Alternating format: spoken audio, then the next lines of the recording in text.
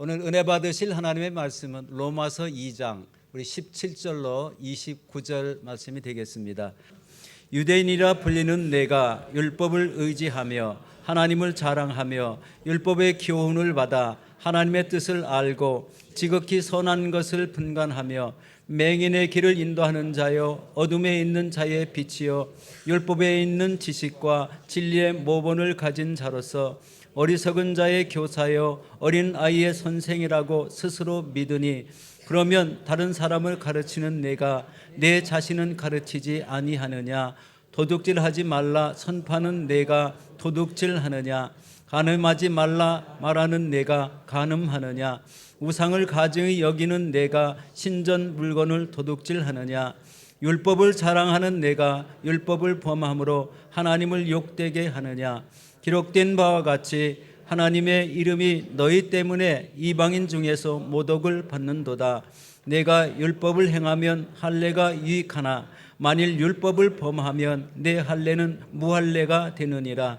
그런즉 무할례자가 율법의 규례를 지키면 그 무할례를 할례와 같이 여길 것이 아니냐. 또한 본래 무할례자가 율법을 온전히 지키면 율법 저문과 할례를 가지고 율법을 범하는 너를 정죄하지 아니하겠느냐. 무릇 표면적 유대인이 아니요 표면적 육신의 할례가 아니니라. 오직 이면적 유대인이 유대인이며 할례는 마음에 할지니 영에 있고 율법 저문에 있지 아니한 것이라. 그 칭찬이 사람에게서가 아니요 다만 하나님에게서니라. 아멘. 오늘 저는 로마서 2장 17절로 29절 말씀을 통해서 표면적 유대인인가 이면적 유대인인가 이런 제목으로 함께 은혜를 나누고자 합니다. 우리는 올해 오직 복음으로라는 표를 가지고 시작했습니다. 그리고 그 복음을 잘 설명하고 있는 이 로마서를 우리는 함께 살펴보고 있습니다. 사도 바울이 로마서를 시작하면서 복음이란 바로 예수 그리스도다라고 얘기하면서 그 복음 안에 구원케 하는 하나님의 능력이 있다라고 말했습니다. 그리고 그 복음이 왜 이방인들에게 그리고 유대인들에게 필요한지를 쭉 설명하기 시작했어요. 여러분, 왜 우리에게 복음이 필요합니까? 그것은 우리가 다 죄인이기 때문인 것입니다. 하나님은 공의로우시고 하나님은 정의로우시기 때문에 죄에 대해서 반드시 심판하시는 것입니다. 그래서 사람들은 죄로 인해 심판받게 되어 있는 거예요. 이 하나님의 심판을 사도 바울은 어느 누구도 이방인도 하나님이 없는 유대인이 아닌 이방인도 하나님이 있다고 말하는 유대인도 죄로 인해 피할 수 없다라고 말했죠. 그래서 그 죄에 대해서 행한 대로 보응하신다, 갚으신다라고 말씀하셨어요. 사도 바울이 로마서 1장 18절 이후부터는요 이방인들의 죄에 대해서 쭉 적고 그리고 2장에 들어와서는 유대인들의 죄에 대해서 쭉 기록하기 시작했죠. 그러면서 율법을 받지 않아서 율법이 없는 이방인들, 유대인이 아닌 사람들에게는 양심이 곧 율법이 돼서 무엇이 옳고 그른지를 알기 때문에 결국 하나님의 심판에서 피할 수 없고, 유대인들은 율법이 있기 때문에 그 율법에 의해서 정죄를 받아 하나님의 심판에서 피할 수 없다라고 그랬습니다. 이제 오늘 본문에서는 율법을 가졌다고 자랑하는 유대인들의 죄에 대해서 좀 더 구체적으로 지적하고 있어요. 하지만 사도 바울의 그 지적에 동의하지 않는 유대인들, 자신들은 여전히 하나님 앞에서 율법이 있기 때문에, 할례가 있기 때문에 의로운 자다, 하나님의 선택받은 자다 라고 주장했던 유대인들 생각을 알았기 때문에 그들의 생각을 오늘 본문 시작인 17절에서 20절에 이렇게 말하고 있습니다. 17절로 20절 말씀 다 같이 다시 한번 읽어볼게요. 유대인이라 불리는 내가 율법을 의지하며 하나님을 자랑하며 율법의 교훈을 받아 하나님의 뜻을 알고 지극히 선한 것을 분간하며 맹인의 길을 인도하는 자여 어둠에 있는 자여 빛이요 율법에 있는 지식과 진리의 모범을 가진 자로서 어리석은 자의 교사요 어린아이의 선생이라고 스스로 믿으니. 그러니까 유대인들은 자신을 하나님의 선택받은 특별한 백성이다, 특별한 사람이다라는 생각을 갖고 있었어요. 그것이 그들에게는 대단한 자부심이었고요, 자랑이었던 거죠. 무엇보다 율법을 통해서 선과 악을 분간할 수 있기 때문에 율법이 없는 자들, 하나님이 없는 자들, 어둠 가운데 있는 자들, 빛이 무엇인지 모르는 자들, 그래서 어리석은 자들을 인도할 수 있다라고 생각을 하고 그들을 가르칠 수 있다라고 생각했어요.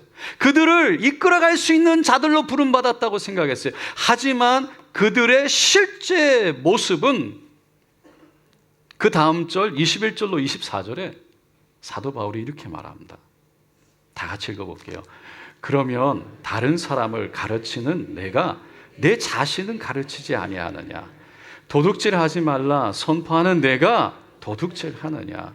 간음하지 말라 말하는 내가 간음하느냐? 우상을 가증히 여기는 내가 신전 물건을 도둑질하느냐? 율법을 자랑하는 내가 율법을 범함으로 하나님을 욕되게 하느냐? 기록된 바와 같이 하나님의 이름이 너희 때문에 이방인 중에서 모독을 받는도다. 그러니까 다른 사람을 가르쳐야 한다고 스스로 믿으면서 왜 너는 너 자신을 가르치지 않느냐라는 거예요.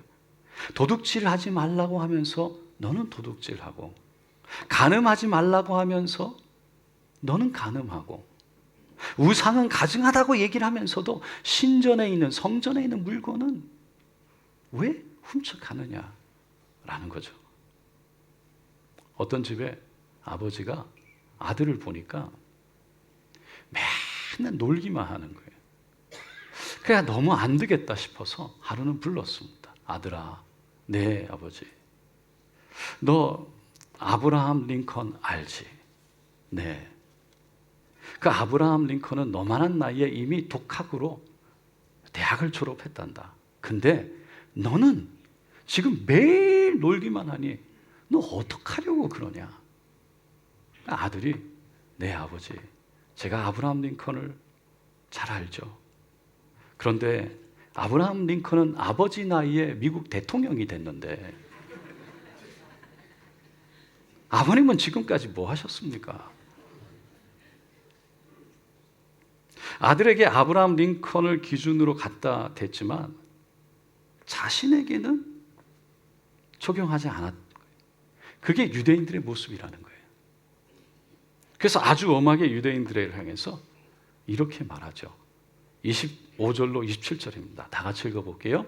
내가 율법을 행하면 할례가 유익하나 만일 율법을 범하면 내 할례는 무할례가 되느니라.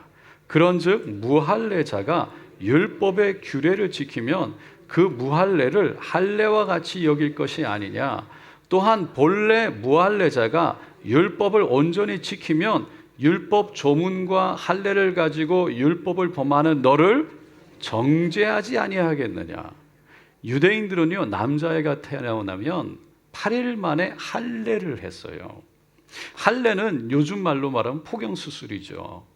근데 유대인들은 아브라함 이후로부터 그것을 통해 표식을 삼았어요. 어떤? 하나님께 선택받은 백성이라는 거예요. 그래서 남자들은, 유대인 남자들은 그 표식을 갖고 자부심이 대단했던 거죠. 내가 하나님께 선택받은 사람이야. 나 이런 표식 갖고 있어. 하지만 사도 바울은 아무리 할례를 했다 할지라도 율법을 지키면 아무 소용이 없다는 거예요. 할례가 소용이 없다. 무할례자다라는 거예요. 그런데 할례를 받지 않은, 하나님이 없는 이방인들이 율법을 지키면 하나님이 그 사람을 오히려 할례를 받은 사람으로 여기지 않겠느냐. 더군다나 율법을 지키며 산다는 유대인들, 율법을 어기는 걸 보면서 율법을 지키며 사는 이방인들이 그 유대인들을 바라보면서 오히려 정죄하지 않겠느냐라는 충격적인 얘기를 하는 거예요.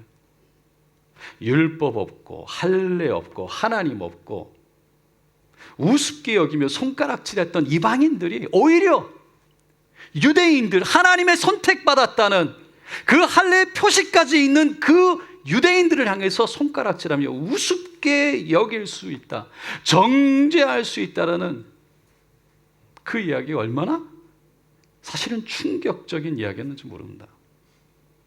이 말씀을 오늘날 우리에게 그대로 적용해 본다면 우리가 믿는 사람들이 주일이면 교회에 와서 예배도 드리고 기도도 하고 말씀도 읽는다고, 내가 하나님 믿는다고 이런 자부심을 갖고 있지만 삶은 실제로 변화되지 않고 여전히 죄를 사랑하고 빌린 돈 갚지 않고 남 욕하고 거짓말하고 남 무시하고 상처되는 말 쉽게 내뱉고 도움을 주기보다 도움을 받기만 바라고 자기 중심적이고 이기적인 삶을 살아간다면, 그러니까 하나님 없이 살아가는 저 사람들, 다른 사람을 불쌍히 여기고 긍휼히 여기고 위로하고 격려하며 복이 되는 삶을 살아가는 그 사람들이 교회 안에서 나는 하나님 믿네라고 자부하는 사람들을 오히려 손가락질하고 정죄하지 않겠느냐라는 것이죠.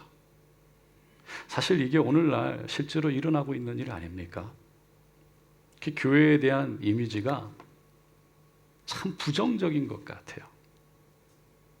요즘에 한국에 가서 무슨 일 합니까? 제가 목사입니다 라고 말하는 것이요, 어떨 때는요 좀 부끄럽고 좀 미안할 때가 있어요. 한국 신문, 한국 뉴스에 교회에 대해서, 목사에 대해서, 기독교에 대해서 너무나 부정적인 이미지들이, 부족한 면들이 참 많이 나왔어요. 그러니까 그거에 대한 책임감이 느껴진 거예요. 여러분, 이게 누구의 잘못이라고 손가락질할 거 없어요. 이건 예수 믿는 우리들이 다 짊어져야 될, 함께 짊어져야 될 짐인 거예요. 사도 바울은 오늘 본문에서 결론적으로 28절에 29절에 이렇게 말합니다. 무릇 표면적 유대인이 유대인이 아니요, 밖으로 드러나는 유대인이 아니요, 표면적 육신의 할례가 아니니라. 오직 이면적 내면적 유대인이 유대인이며 할례는 마음에 할지니 영에 있고 율법 조문에 있지 아니한 것이라. 그 칭찬이 사람에게서가 아니요 다만 하나님에게서니라. 할례를 받았다고 표면적으로 드러내고 율법을 지켰다고 자랑하는 사람이 진정한 유대인이 아니라 마음의 할례를 하고 마음에서부터 하나님 살아계심을 경외함으로 그 경외함 가운데 하나님을 사랑함 가운데 율법을 지키는 그 사람이 진정한 유대인이라는 거예요. 사도행전 15장에 보면요, 이 할례 때문에 안디옥 교회에 큰 논쟁이 있었다는 것을 볼 수 있습니다. 안디옥은 예루살렘에서 우리가 잘 아는 스데반 집사가 돌에 막 맞아 죽고, 그래서 핍박이 엄청나게 일어났을 때 이 그리스도인들이 그 자리에 있을 수가 없어서 예루살렘을 떠나죠. 그게 흩어져요. 그 중에 구브로라는 곳과 구레네라는 곳에서 왔던 사람들이 안디옥에 가서 복음을 전합니다. 그래서 안디옥 교회가 세워지는 거예요. 그런데 이 안디옥에 복음을 받아들인 사람들이 유대인도 있었고, 그리고 이방인, 헬라인, 그리스 사람, 로마 사람들도, 이방인들도 같이 있었던 거예요. 그래서 예루살렘 교회에서 이 안디옥에 예수 믿는 사람들이 많아졌고 교회가 세워졌다 그러니까요, 바나바를 담임 목사로 보내죠. 가르치라고. 여러분, 우리가 잘 알듯이 이 바나바는 사울이 다메섹으로 예수 믿는 사람들을 잡으러 막 가다가 환한 빛 가운데 예수를 만나고 쓰러졌다가 결국은 다소로 가잖아요. 그래서 숨어 지내는 동안에 하나님과의 깊은 교제 가운데 있을 때 이 바나바가 다소에 가서 사울을 찾아가지고 안디옥으로 데려갑니다. 그리고 그 안디옥 교회에서 1년 동안 교회 성도들을 가르치게 했어요. 그리고 나서는 그 안디옥 교회가 바나바와 이 바울, 사울이었던 바울을 복음을 전하라고 파송하잖아요. 그 1차 전도여행을 쭉 돌고 오는 거예요. 근데 안디옥 교회에 돌아왔는데 보니까 문제가 생겼어요. 유대, 예루살렘 근처 그 유대 지역에서 온 유대인들이겠죠. 그러니까 예수를 믿게 됐는데 유대인들의 율법을 그대로 갖고 있는 거예요. 그래서 모세 율법대로 할례를 받지 않으면 구원이 없다라고 가르친 거예요. 바울과 바나바가 돌아와서 보니까 이 가르침을 받은 사람들이 이 이방인들, 할례를 받지 않은 사람들에게 할례를 받아야지만 구원이 있다고 막 얘기를 하니까 그 안에서 논쟁이 있었던 거죠. 그래서 바울과 바나바가 함께 논쟁을 해요. 결국 안디옥 교회에서 결론이 나지 않아서 결국 바나바와 바울과 그리고 할례를 받아야지만 구원이 있다고 주장하는 몇 유대인들을 예루살렘 교회에 보냅니다. 그곳에는 예수님의 제자들, 사도들이 있었고 장로들이 있었기 때문에 그들에게 물으려고 어떻게 했으면 좋겠냐고 보낸 거예요. 그래서 예루살렘 공회, 그 유명한 예루살렘 공회가 이루어지는 거죠. 그러니까 모이는 거예요. 그때 바리새파, 그러니까 바리새인이었는데 예수를 믿게 된 사람, 그 바리새파 중에 어떤 사람이 일어나서 이렇게 얘기하죠. 이방인에게 할례를 행하고 모세 율법을 지키라 명하는 것이 마땅합니다. 그걸 들었던 베드로가 일어나서 이렇게 얘기를 해요. 좀 길지만 제가 좀 읽겠습니다.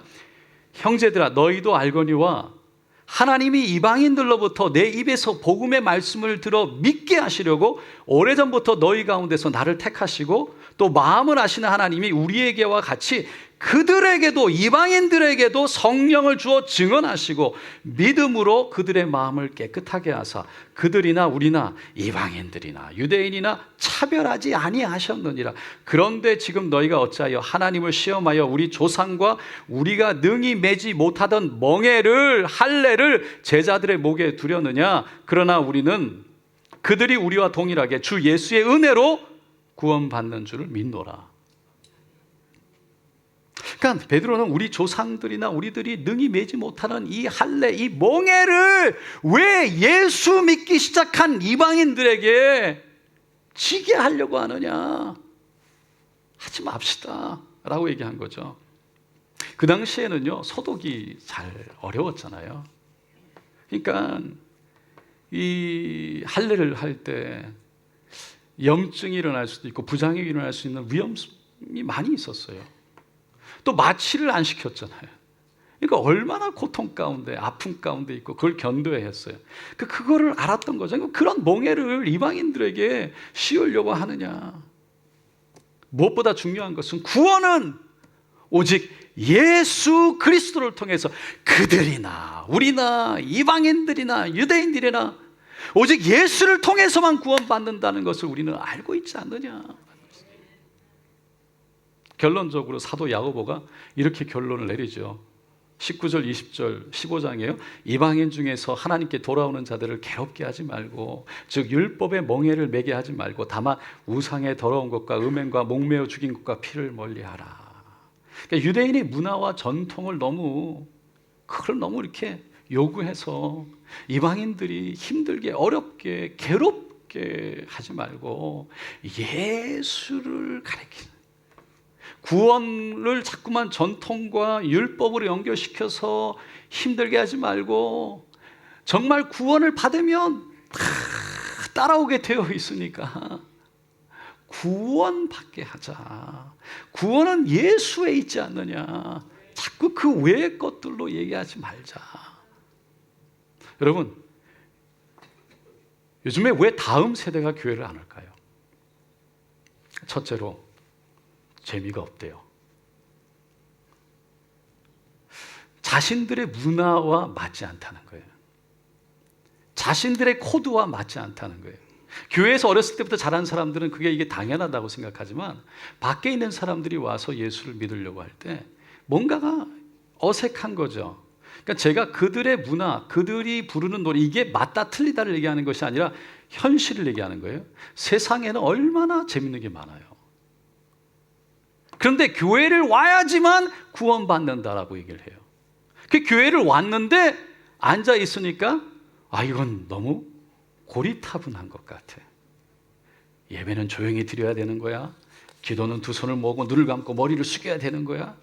말씀을 들을 때는 다리 꼬지 말고 바로 앉고 모자를 벗어야 되는 거야. 제가 다시 말씀드리지만 그런 것을 가르치는 자체가 틀렸다는 게 아니에요. 그런데 그런 사람들에게는 그런 것들이 이렇게 좀 다가오지 않는다는 거죠.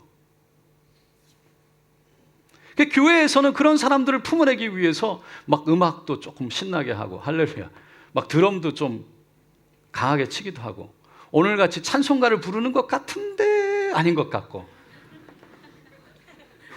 할렐루야, 약간 하리송, 뭔가 찬송가인데 뭔가가 막 다 노력하는 거예요. 어떻게 하면 그분들을 품어낼까? 어떻게 하면 그분들의 문화 속에 코드를 맞출까? 교회로 인도할 수 있을까?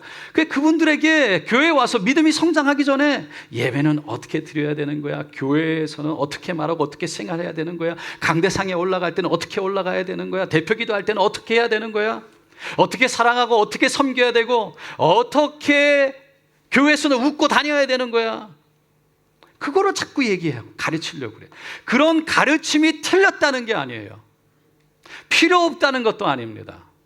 다만 그들에게 밖으로 드러나는 형식을 자꾸 가르치려고, 행동을 가르치려고 하기 전에 먼저 그들 안에 살아계신 하나님의 믿음을 가르쳐야 된다는 거예요.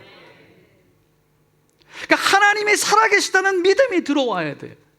오직 예수님 한 분만으로 우리는 구원받고, 오직 예수님 한 분만으로 충분하다는 믿음이 가르쳐져야 돼요. 우리를 지금도 돌보고 계시고 함께 하시고 우리를 이끌어 가시는 그 성령님이 지켜보시고 우리를 붙들고 계시다는 그 믿음이 먼저 가르쳐져야 된다는 거예요. 그렇지 않으면 전통과 형식이 앞서다 보니까 이래야 되는 거야, 저래야 되는 거야. 왜 그래야 되는 거죠? 그게 왜 그런지 모르니까 거부감이 나고 적응이 안 되는 거예요. 결국 그래서 사람들이 믿음이 안 들어가요. 믿음에 대한 얘기, 예수님에 대한, 하나님에 대한 얘기를 하기 전에 행동에 대해서, 전통에 대해서 얘기를 하면서 정죄가 먼저 들어가니까 결국 결과적으로 이해가 안 가서, 믿음이 없어서, 들어오지 않아서 교회를 떠나는 거죠. 아니, 하나님을 떠나는 거예요. 둘째로, 무엇보다 다음 세대가 교회에 오지 않는 가장 큰 이유는 우리가 믿는 믿음이 진짜 같지 않아서, 하나님이 진짜 같지 않아서. 그러니까 교회라는 곳이 사람들이 모이기 때문에 완벽할 수는 없어요. 그런데 교회 오는 사람들이 교회는 거룩한 곳이다라고 가르쳐요. 그래서 담배 피지 마라, 교회에서는. 여기 주차장 내에 하지 마라. 교회에서는 술 먹지 마라. 그렇게 가르쳐요. 그런데 자신들은 거룩한 교회에서 서로 욕하고 싸우고 손가락질하고 미워하고 편가르는 거예요. 그런 모습을 보면서 믿는다고 하는 사람들의 믿음이 아이들의 눈으로 봤을 때 진짜 같지 않다는 거예요. 모한디스 간디를 여러분 아실 겁니다. 이분은 인도가 영국의 지배를 받을 때 인도가 독립국가로 세워지기 위해서 열심히 일했던 분 중에 한 분이죠. 간디는 힌두교인으로 알려져 있어요. 하지만 그가 젊을 때 예수를 믿으려는 마음을 좀 심각하게 가진 적이 있었다고 합니다. 그래서 어느 날 교회에 들어가서 예배를 드리게 됐대요. 근데 기독교인들의 모습이 세상에서 살아가는 사람들의 모습과 전혀 다르지가 않더라는 거예요.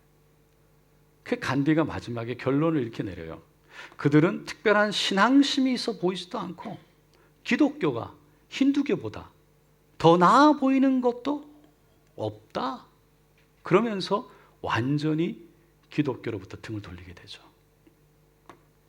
오늘 본문 28절 29절에서 사도 바울이요 결론적으로 한 말은 마음의 할례를, 영의 할례를 하는 사람이 진정한 유대인이라고 말합니다. 다시 말해서 마음의 할례를 한 사람, 마음으로 하나님을 볼 수, 하나님을 진정으로 믿는 사람. 그러니까 율법과 전통만 지키는 것이 다라고 생각하는 것이 아니라 기도를 유수같이 한다고, 예배를 드릴 때 그 형식을 지켜나간다고, 그런다고 그냥 그리스도인이 되는 게 아니고 진짜 마음으로 믿어야 그리스도인이 된다는 거예요. 여러분, 그리스도인에게서 가장 중요한 게 무엇일까? 마음이에요. 왜?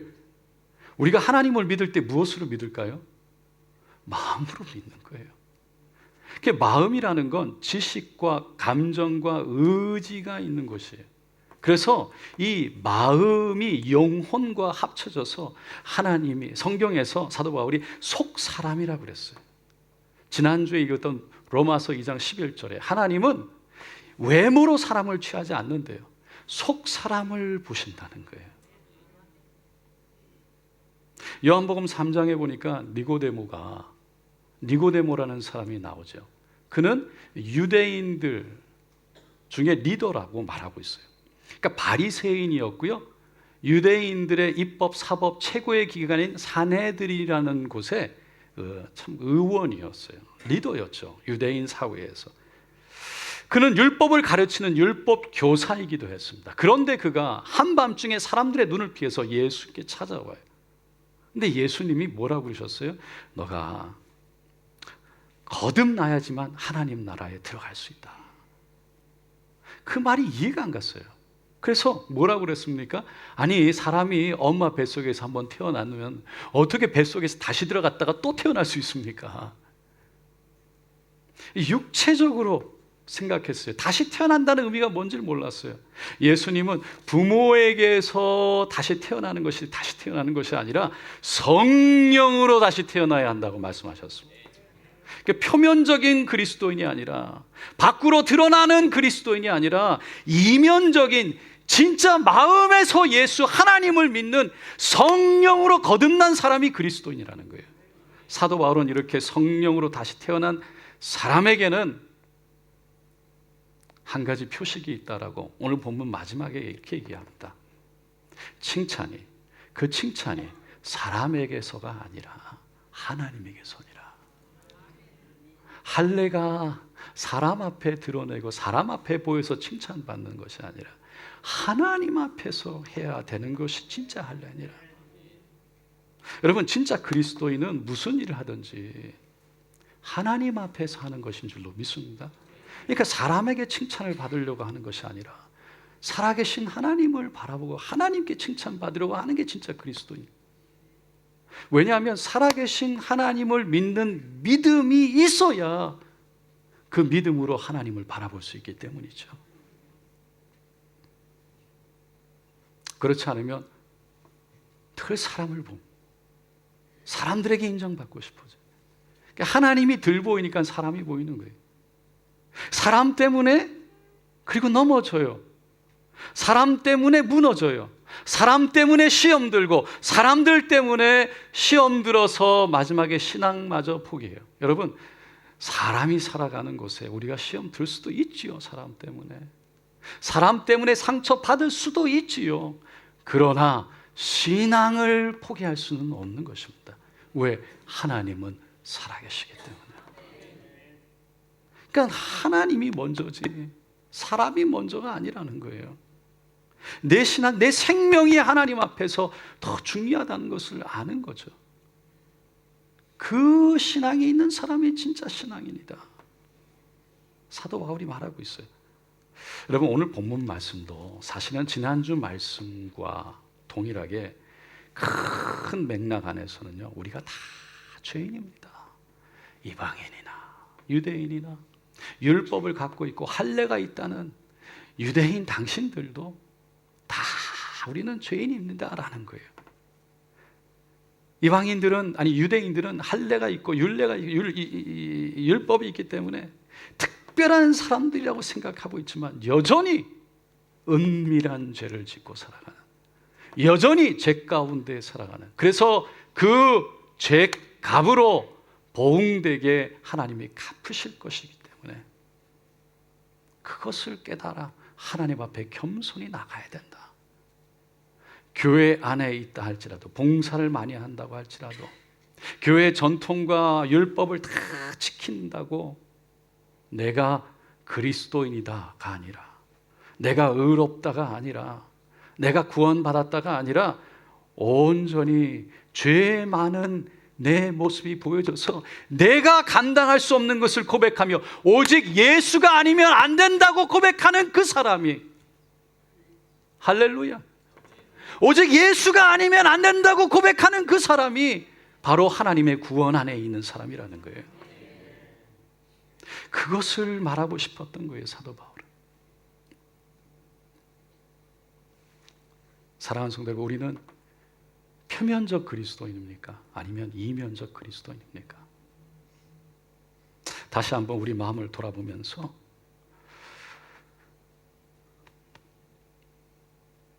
내가 내세우고 자랑할 것은 오직 예수, 예수님 때문에 내가 담대하고, 예수님 때문에 내가 이 땅에서 여전히 일어나서 하늘을 보며 나의 부족함 때문에 절망하고 실망하고 가라앉을 것이 아니라 예수님 때문에 소망 가운데 일어날 수 있다는 믿음으로 나아가는, 그 하나님의 사랑을 확증하고 자신하는 담대함을 얻는 저 여러분 되시기를 예수님의 이름으로 축원드립니다.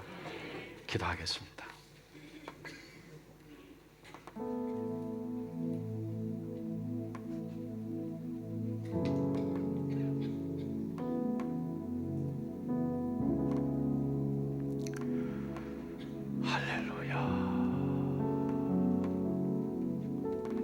우리는 내가 교회에 있다고, 내가 유대인과 같이 나에게는 율법이 있다고, 나에게는 할례가 있다고, 내가 이렇게 교회에 지킨, 내가 이렇게 교회에 섬긴, 내가 이렇게 교회에 헌신한,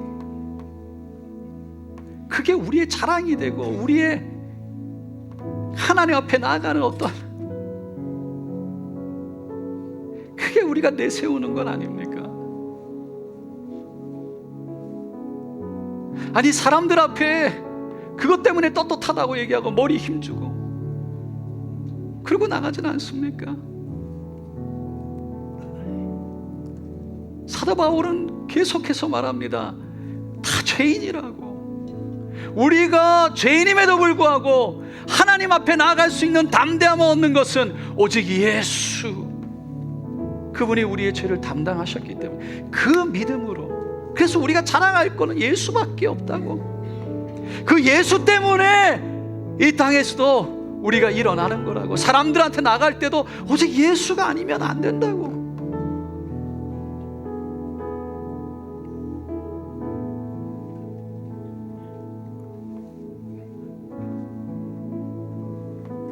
그렇게 하나님 앞에 주여 나를 긍휼히 여기소서, 나를 불쌍히 여기소서, 그럼에도 불구하고 나를 사랑하시는 주님 감사합니다. 그럼에도 불구하고 예수를 통해서 나를 일으켜 주시니 감사합니다. 그 믿음으로 살아계신 하나님을 믿는 그 사람이 진정한 유대인이라고 말하는 사도 바울의 말처럼 하나님, 우리가 그 하나님의 은혜 안에 있기를 원합니다. 고백되어지기를 원합니다. 우리 주여 세 번 부르고 기도하겠습니다. 주여, 주여,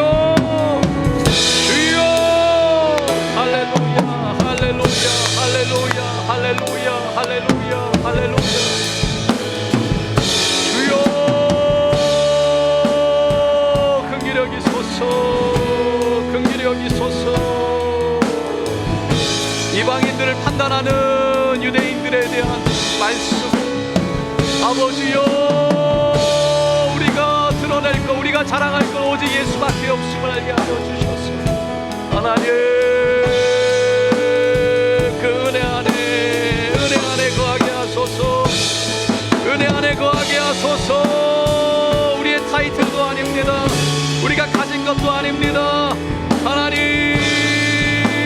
오직 예수 때문에, 오직 예수 때문에. 할렐루야, 할렐루야, 할렐루야, 할렐루야. 주여 예수 도우소서. 그 하나님의 은혜 안에 있게 하소서. 나를 긍휼히 여기소서. 그럼에도 불구하고 나를 끝까지 포기하지 아니하시고 사랑하시는 주님의 사랑 안에서 하나님, 그 사랑을 믿음으로, 그 예수의 손길을 믿음으로, 그 십자가를 믿음으로 일어나기를 원합니다. 하늘을 향해 손들기를 원합니다. 주님과 동행하기를 원합니다. 성령으로, 성령으로, 성령으로, 성령으로, 성령으로 거듭나게 하셨습니다. 주여 하늘이 보이게 하소서. 하늘이 보이게 하소서. 이전 것은 다 지나갑니다. 뒤로 하게 하시고 앞에 있는 아버지여 표대 하늘의 상을 향해서 달려가는 하나님의 믿음의 사람들로 도와주소서. 할렐루야, 할렐루야, 할렐루야, 할렐루야, 할렐루야. 오직 예수, 오직 예수, 예수, 예수, 예수. 주여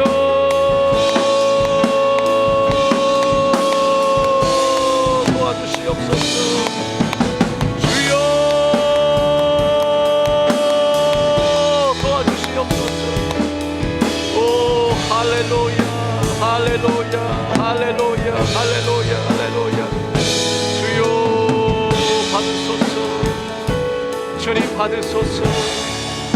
주님 받으소서. 오 할렐루야, 할렐루야, 할렐루야, 할렐루야, 할렐루야.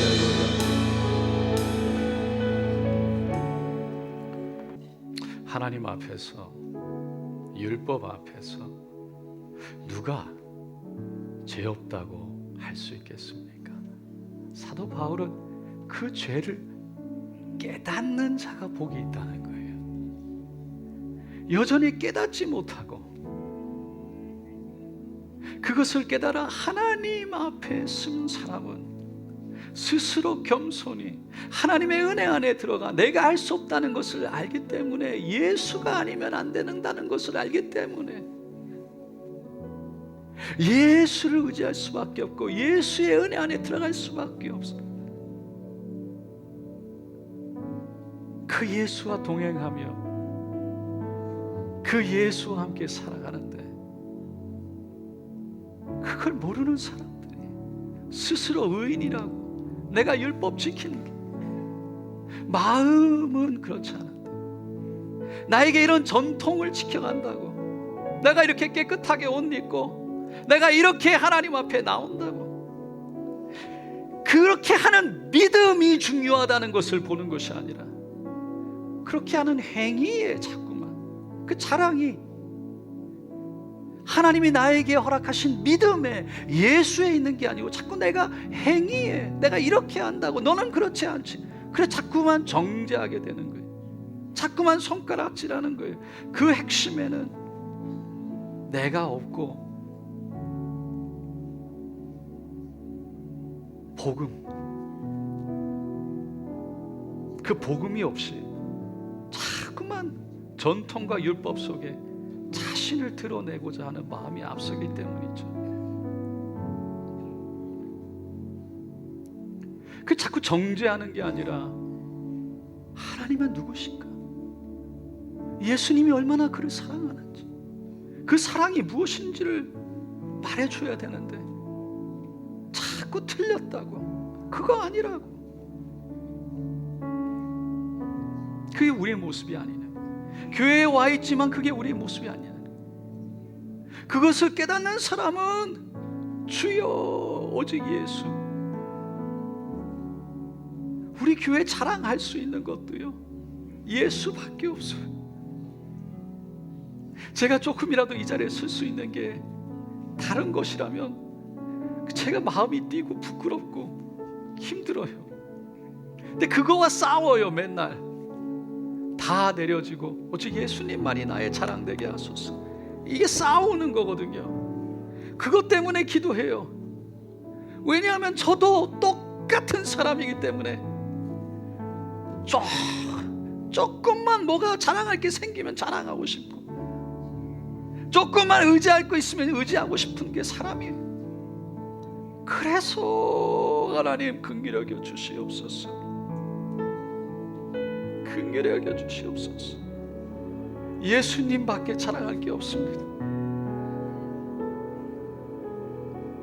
예수님이십니다.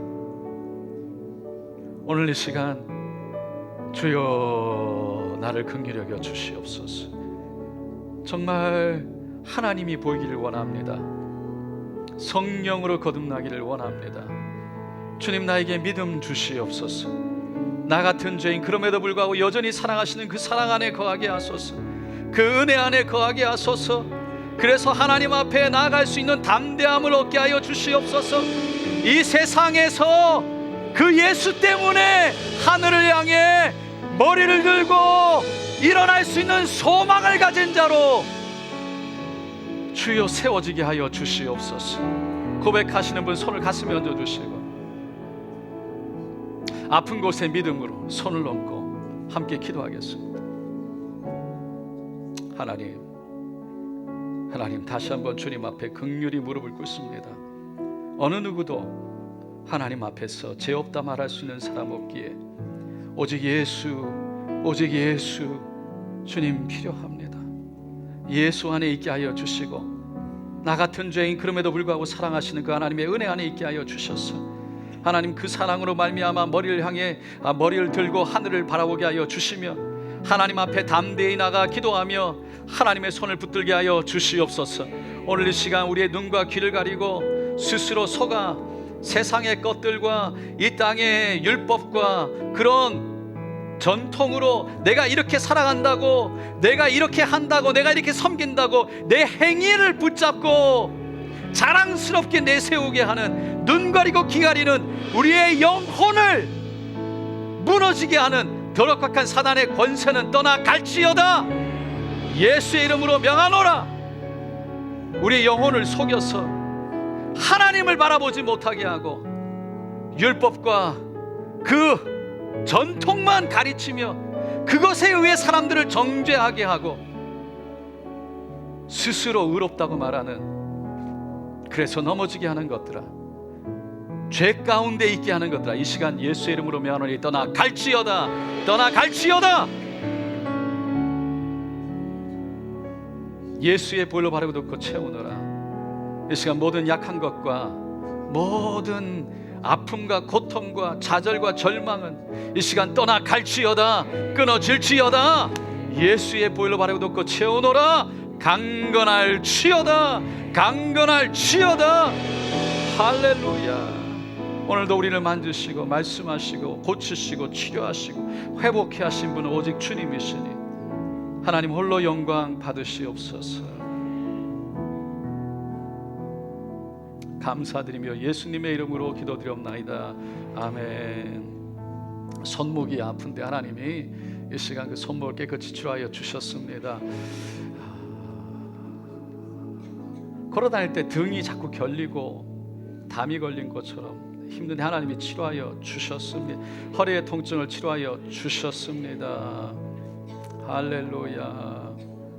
다시 한번 선포합니다. 모든 위와 장애 종양들이 떠나갔습니다. 암덩어리가 떠나갔습니다. 할렐루야. 할렐루야. 치통이 사라지고 이 시간 하나님께서 깨끗이 치료하여 주셨습니다. 어지럼증이 떠나갔습니다. 자꾸 헛구역질이 일어나고 임신 중독증, 임신으로 인해서 어려움 하나님이 치료하여 주셨습니다. 할렐루야.